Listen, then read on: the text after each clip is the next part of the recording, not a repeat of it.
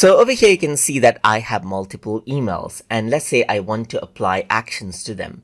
So in order to do that, you can go around and select out multiple emails. For example, I can go around and select this, and I can go around and select this and this and this right here. So I can go around and select out multiple emails just like this.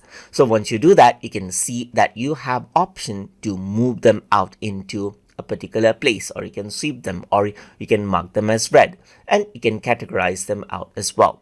So let me just go around on to move to, and if I were to move them to MS, then all the emails that you selected has been moved to the MS folder, which is under the calendar emails that you can see right here. If I were to go around onto inbox, then you can see that this is what you have. You can go around over here onto, let's say for example, different emails. So you can go around and select them, and then you can go around and select them, deselect them as well by clicking on this button.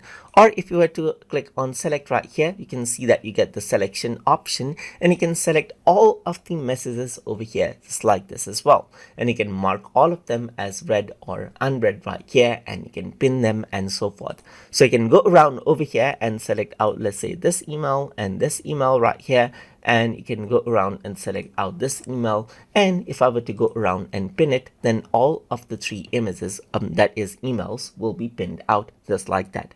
And that is how you can select all of specific emails and apply actions to them as you like inside of Microsoft Outlook. So if you guys learned something as always, and as always, please like, comment, share, and subscribe.